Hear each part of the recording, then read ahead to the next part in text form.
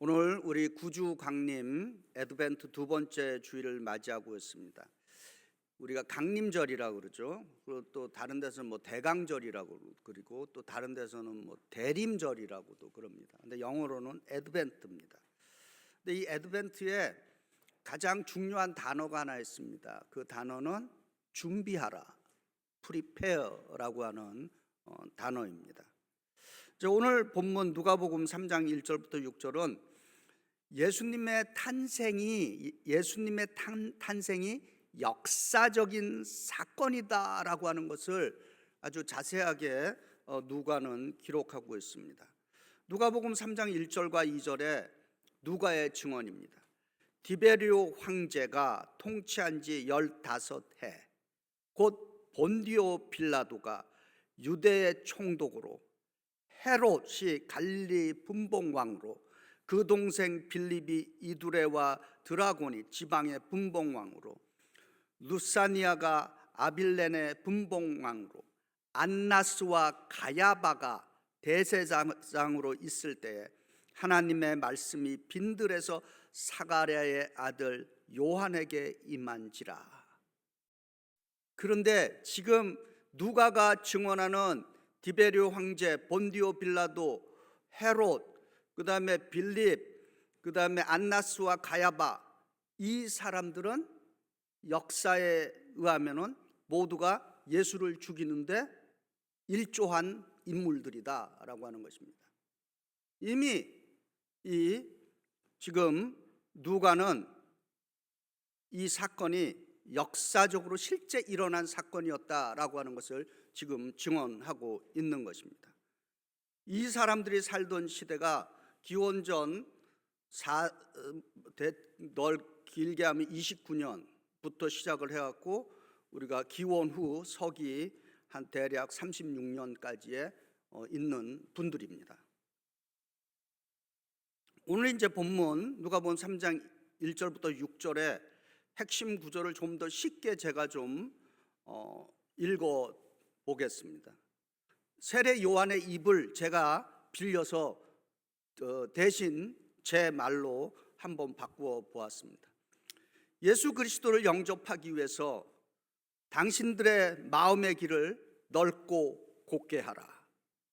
세례 요한이 사람들에게 주의 길을 준비하라 이렇게 선포하고 있습니다. 예전에 왕이 출타를 하면은 사람들이 그 왕을 위해서 길을 만들었다고 합니다. 만약에 왕이 출타하는 곳에 길이 없으면은 새로 길을 닦아서 만들었다고 합니다. 그리고 왕이 출타하는 그 길이 더러우면 아주 깨끗하게 말끔하게 치웠다라고 합니다. 그래서 왕이 행차하는 길을 왕도라고 그럽니다. 왕이 행차하는 길을 왕도. 영어로는 The Royal Road. 캐나다에 가면은 그 하이웨이 이름이 킹스 하이웨이, or 퀸스 하이웨이가 있습니다. 오늘 누가복음 본문 3장 4절에 주의 길은 왕의 길, 다시 말해서 왕도, 또 로열 로드를 말하는 것입니다. 세례 요한은 누가복음 3장 4절에 주의 길을 예배하라, 그리고 왕의 길로 예수 그리스도를 영접하라 라고 그렇게 선포하고 있습니다.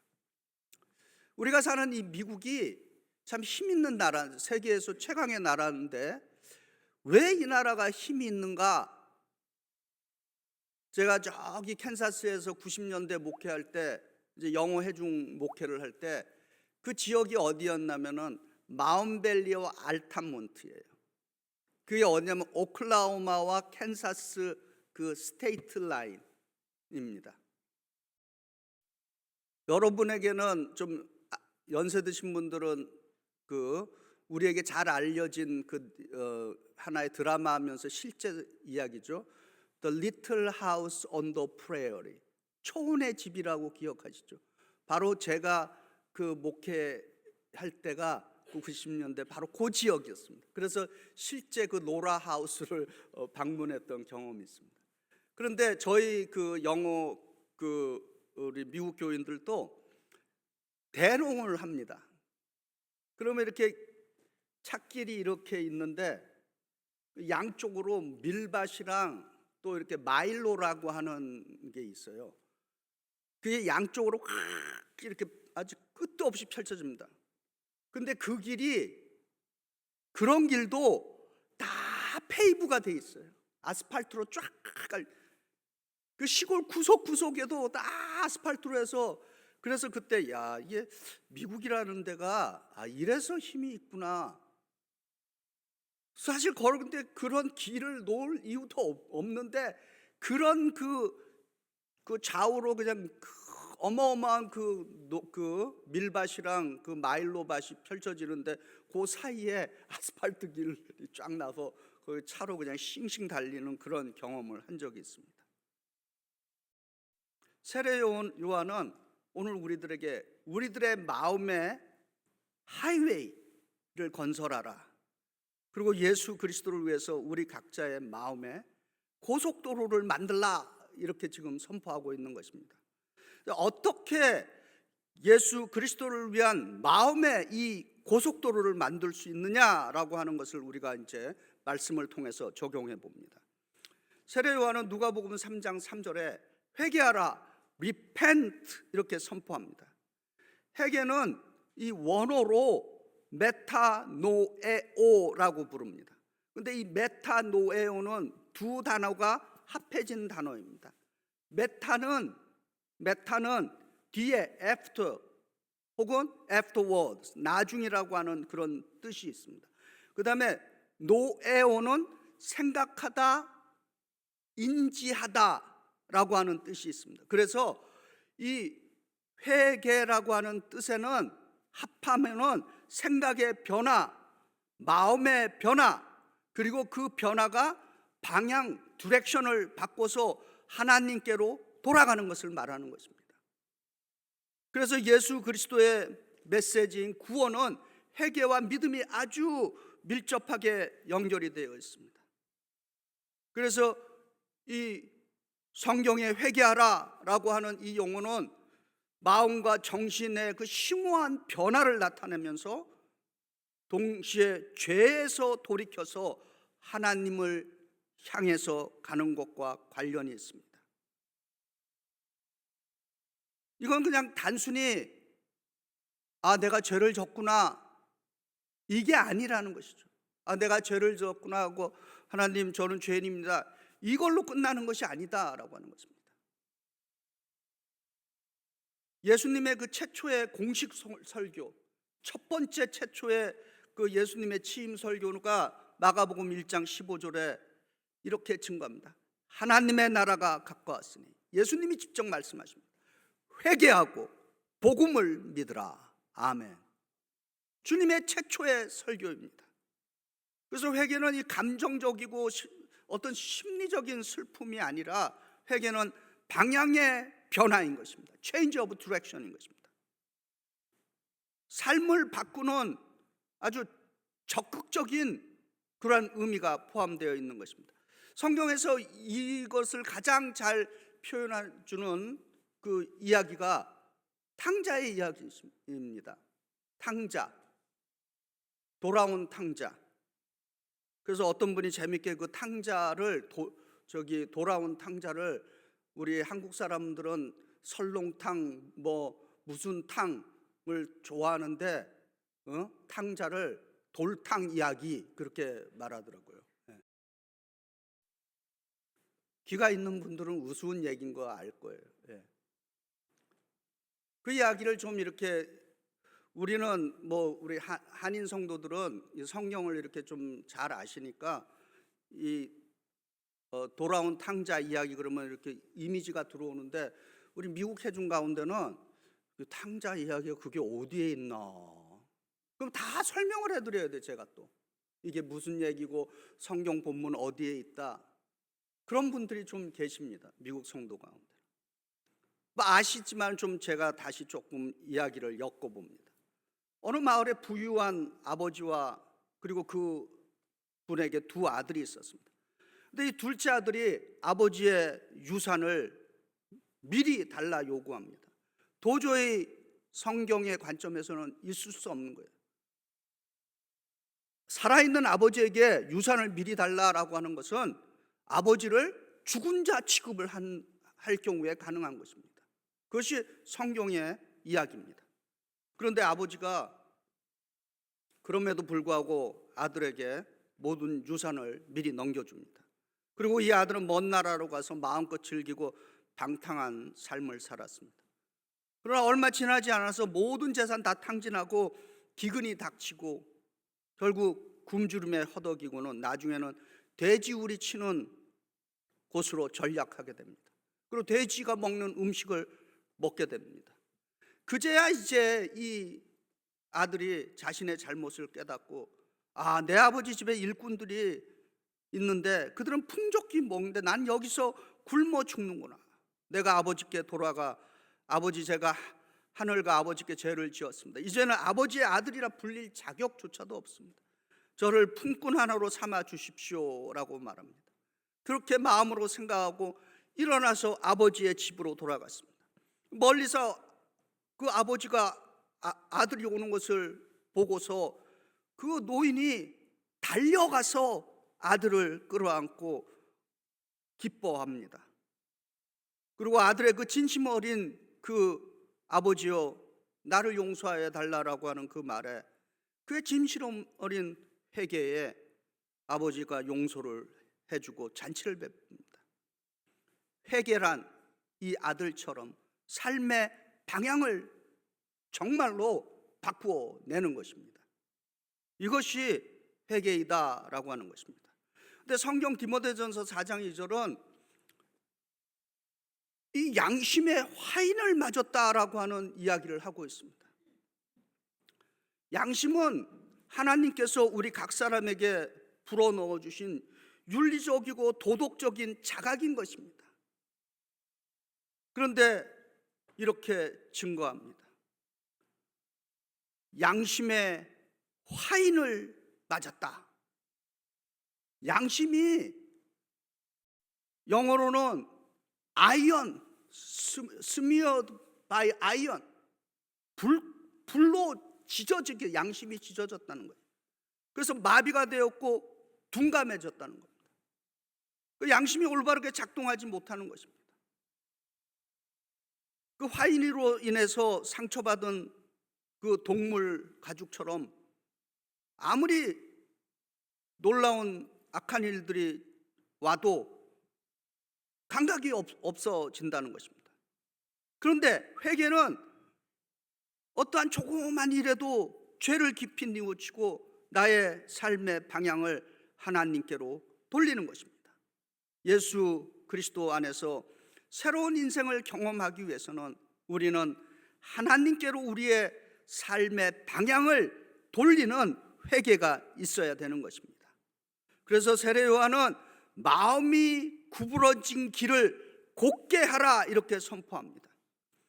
우리들의 마음이 뒤틀리고 꼬여 있으면 모든 것이 비뚤어 보입니다. 그러다 보니까 마음이 꼬여 있으니까 삶도 꼬여 보이고 하나님 말씀도 비뚤어 보이고 왜곡되어 보이는 것입니다. 우리 속담에 이런 말 있지 않습니까? 돼지 눈에는 돼지만 보인다. 그런데 아름다운 사람의 눈에는 아름다움만 보이는 것입니다. 왜 많은 사람들이 예수님을 자신들의 구세주로 영접하지 못하고 살고 있습니까? 마음이 휘어지고 삐뚤어져서 주님을 보지 못하고 있기 때문인 것입니다. 누가복음 3장 5절에 이제 또 세례 요한은 이렇게 선포합니다. 모든 골짜기마다, 모든 산마다, 모든 언덕마다 메워지고 낮아져야 한다 이렇게 선포합니다. 이것을 좀 상징적으로 말씀을 풀어봅니다. 모든 계곡은 골짜기, 밸리, 계곡은 우리들이 저지르는 죄와 실패와 고통과 불신앙의 골짜기를 의미합니다. 우리 스스로는 결코 이런 마음의 그 계곡을 메울 수가 없는 것입니다. 이런 마음의 계곡들은 성령의 도우심으로 예수 그리스도가 주시는 새로운 희망, 새로운 인생의 가치관, 예수의 은혜, 예수의 사랑으로 메워져야 한다라고 하는 것입니다. 또 세례 요한은 말합니다. 모든 산과 언덕은 낮아져야 한다, 이렇게 선포합니다. 모든 산 그리고 모든 언덕은 상징적으로 우리 마음에 있는 교만, 거만한 산과 언덕을 상징한다라고 볼 수 있습니다. 우리 인생에는 네 가지의 그 교만이 있는 것 같습니다. 첫 번째로는 내가 다른 사람보다 좀 더 많이 배웠다라고 하는 지적인 교만이 있습니다. 두 번째로는 내가 다른 사람보다 좀 더 많은 물질을 가졌다라고 하는 경제적인 교만이 있습니다. 세 번째로는 내가 다른 사람보다 얼굴이나 몸매가 좀 더 잘 빠졌다라고 하는 외적인 모습에 대한 교만도 있습니다. 네 번째로는 내가 다른 사람보다 사회에서 지위가 높다라고 하는 어떤 사회적인 교만이 있는 것입니다. 그런데 우리가 알아야 하는 사실은 하나님은 교만한 자를 가장 싫어하신다라고 그랬습니다. 그래서 잠언 16장 18절에 이렇게 증거합니다. 교만은 패망의 선봉이요 거만은 넘어짐의 앞잡이니라, 이렇게 증거하고 있습니다. 예수 그리스도의 은혜로 우리는 우리의 마음에 있는 교만과 오만의 높은 산을 예수님의 겸손과 섬김으로 채울 수 있어야 하는 것입니다. 할렐루야. 이 강림절을 맞이해서 예수 그리스도가 오시는 왕의 길을 그러면 구체적으로 어떻게 우리가 마련할 수 있겠습니까? 세계에서 가장 인기 있는 뮤지컬이 혹시 뭔지 아십니까? 가장 오랫동안 지금 뉴욕에서 공연하고 있고 가장 인기 있는 뮤지컬 중에 하나가 라이온 킹입니다. 저는 뮤지컬은 보지 못했는데 우리 애들이랑 만화 영화로 봤어요. 근데 그 라이온 킹에 등장하는 인물 중에 한 사자가 있는데 스카라고 하는 아주 악한 사자가 있습니다. 자기 형도 죽여버리고 그리고 그 형의 아들도 이제 죽여갖고 자기가 이제 대신 왕이 되려고 하는 겁니다. 제가 이야기를 하는 이유는 왜냐? 이 말씀 준비하는데 키워드가 prepare 아닙니까? 준비하라. 그런데 이 라이온 킹의 메인 팀 중에 하나가 be prepared, 준비하라 라고 하는 그 팀송이 있습니다. 제가 노래를 잘 못하니까 노래는 안 하는데요, 제가 그냥 한 구절만 한번 여러분의 설교를 위해서 be prepared 이렇게 하는 거예요. 네.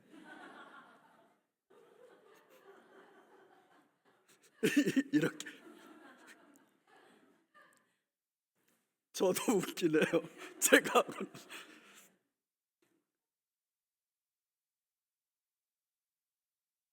자, 그 내용이 뭐냐면은 이 스카라고 하는 이 사자, 이 악한 사자가 이렇게 말합니다. 한국말로 하면 이런 거예요. 좋아, 준비하자. 나는 준비할 거야. 근데 뭘 준비하지? 왕의 죽음을 준비하자. 의심할 바 없이 왕의 죽음을 준비하자. 그리고 나는 존경받고 찬양받고 나 자체로서 경이롭게 여겨질 왕이 될 이유가 있다. 그렇다 나의 이빨과 이 야망은 드러나야 한다. 준비하라. 그렇다 우리들의 이빨과 야망은 드러났다. Be prepared 이렇게 끝나는 거예요. 아무튼 제가 긴 가사인데 조금 그냥 요약을 해보았습니다. 혹시 우리 가운데 예수님의 길을 이렇게 준비하는 분이 있지 않느냐라고 하는 것입니다. 우리는 그렇지 않지만은 세상의 사람들 가운데는 자기가 스스로 왕이 되고자 하려고 하는 사람들이 있습니다. 세례 요한의 선포를 우리 다시 들어봐야 합니다. 너의 마음에 예수님을 위한 왕의 길을 준비하라. 너의 마음을 곧게 하고 겸손하게 만들어라. 만약 저와 여러분이 예수 그리스도를 위한 왕의 길을 스스로 준비하지 않는다면 하나님께서 스스로 우리를 위해서 예수의 길을 준비하실 것입니다. 하나님이 개입하셔갖고 우리들의 삐뚤어진 마음, 교만한 산, 불신앙의 마음을 하나님 스스로가 곧게 해주시고 메워주시면은 거기에 무슨 일이 있느냐? 거기에는 전쟁과 기근과 실패와 질병과 엄청난 재난이 따르게 되는 것입니다. 그런 일들이 우리들에게 닥치지 않기를 기도해야 합니다. 주님 오시는 길을 준비하는 강림절입니다.